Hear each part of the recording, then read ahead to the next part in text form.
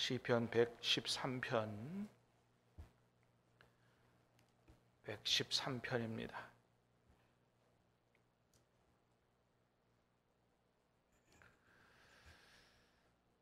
시편 113편 말씀을 교독해서 받들어 읽도록 하겠습니다. 할렐루야. 여호와의 종들아 찬양하라. 여호와의 이름을 찬양하라. 해 돋는 데에서부터 해 지는 데까지 여호와의 이름이 찬양을 받으시리로다.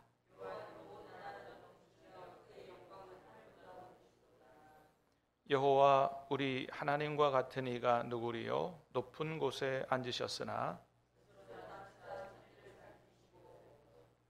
가난한 자를 먼지 더미에서 일으키시며 궁핍한 자를 거름 더미에서 들어세워 같이 읽습니다.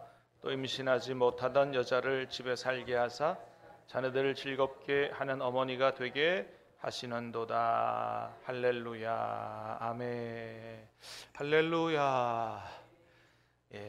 여러분 시편 113편 시인도 시작하자마자 뭐로 시작해요?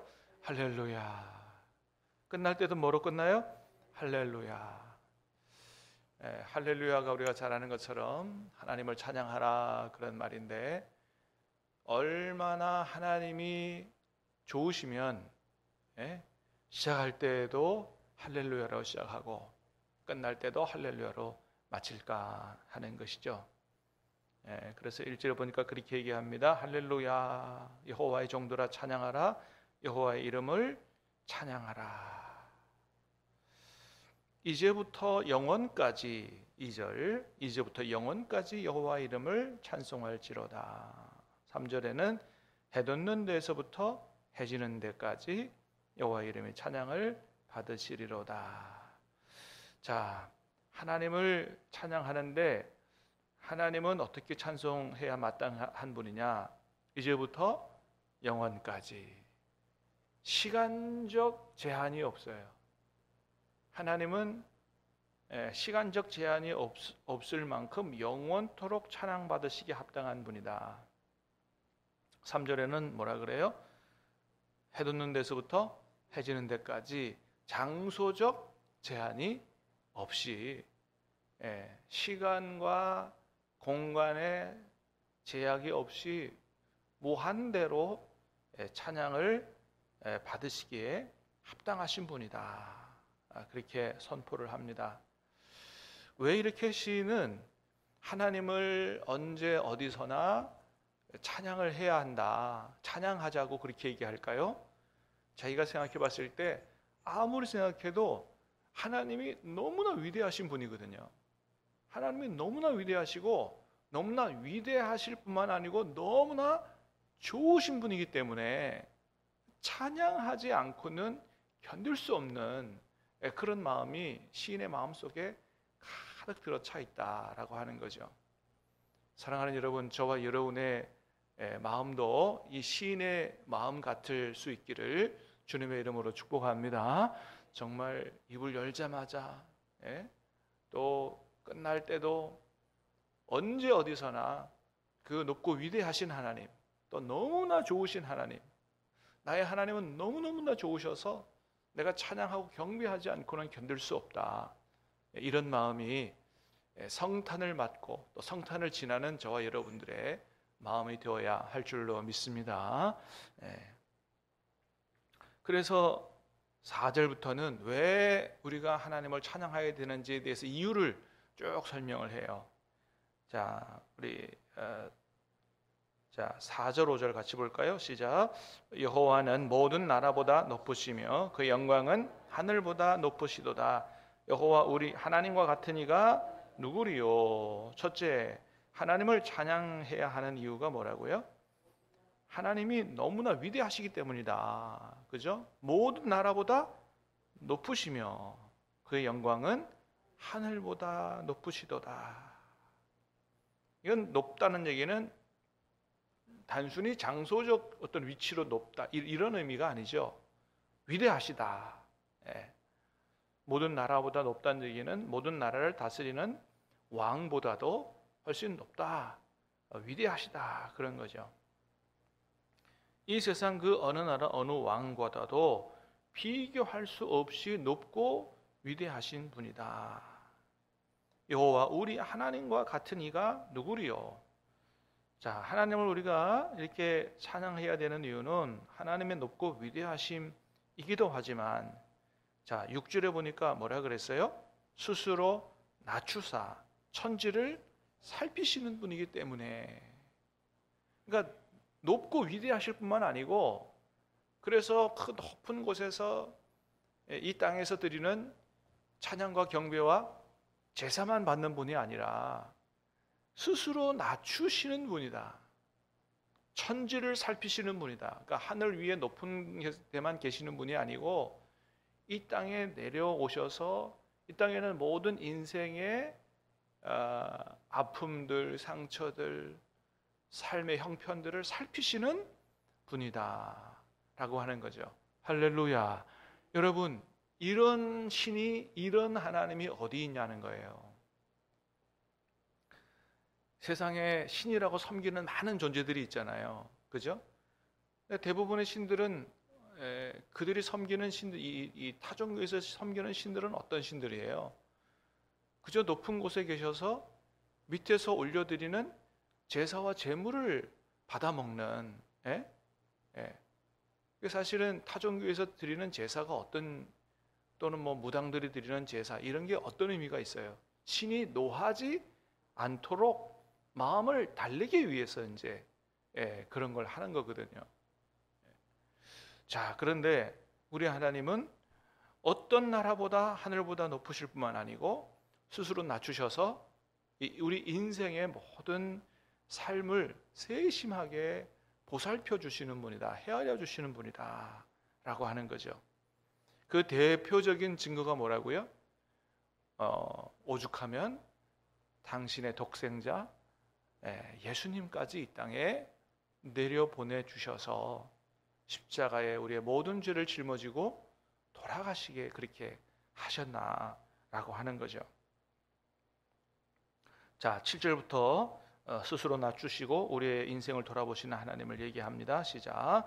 가난한 자를 먼지 더미에서 일으키시며 공핍한 자를 거름더미에서 들어세워 지도자들 곧 그의 백성의 지도자들과 함께 세우시며 또 임신하지 못하던 여자를 집에 살게 하사 자녀들을 즐겁게 하는 어머니가 되게 하시는도다. 할렐루야. 아멘. 예, 우리 하나님이 이런 하나님이시다. 여러분, 이거는 다 이 시인이 경험하거나 아니면 실제로 자신들 안에 일어났던, 자신들의 역사에서 일어났던 일들을 예로 들면서 하나님을 찬양하는 거거든요. 하나님이 어떤 일을 행하셨어요? 가난한 자를 먼지 더미에서 일으키시며 궁핍한 자를 거름더미에서 들어 세우셨다. 가난한 자, 궁핍한 자가 어디에서 이렇게 세우시냐 하면은 거름더미, 먼지더미예요. 여러분, 거름더미, 먼지더미는 뭐예요? 세상에서 가장 천하고 더럽고 낮은 곳이라고 보면 돼요. 세상에서 가장 밑바닥으로 살아가는 밑바닥 인생이에요. 그런 사람을 들어 세우신다. 들어 세우실 뿐만 아니고 8절에 보니까 어떻게 해요? 지도자들과 함께 세우신다.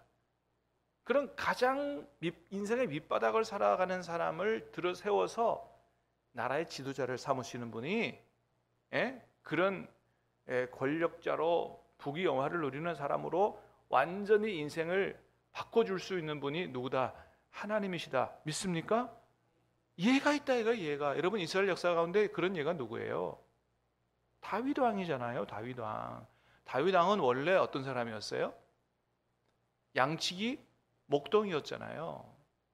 양치기 목동인데도 그 아버지도 얘가 앞으로 크게 될 애라고 인정하지 않는, 아버지의 기대도 못 받는 막내 아들이었다고요.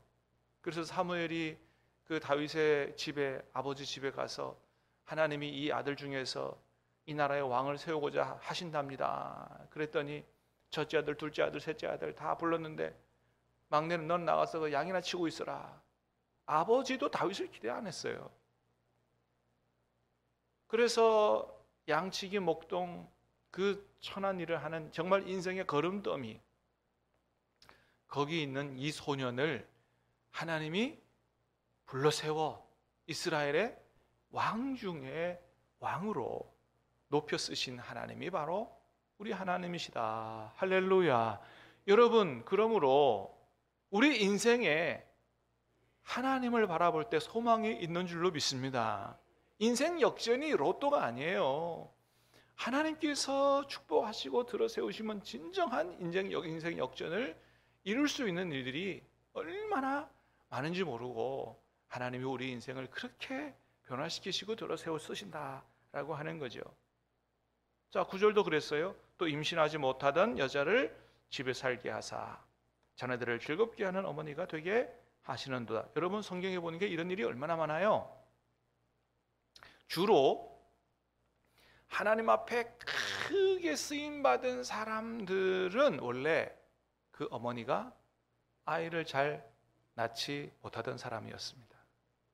놀랍잖아요. 예.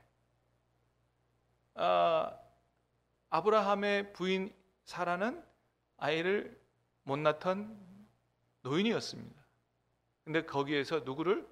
이삭을 태어나게 하시고, 또 야고보의 어머니 리브가도 마찬가지로 아이를 잘 못 낳는 여자였는데 하나님이 기도를, 야곱의 기도를, 이삭의 기도를 들어주셔서 야곱이 태어나고, 그것도 에서까지 쌍둥이가 태어나게 하시고, 또 사무엘의 어머니 한나도 마찬가지로 아이를 못 낳는 여자였는데 사무엘을 하나님께서 그 한나를 통해서 태어나게 하심으로 하나님이 아이 못 낳는 여자들을 통해서 이 세상 역사, 특별히 구속 역사를 이어오셨다는 것을 우리가 성경을 통해서 보게 되는 거죠.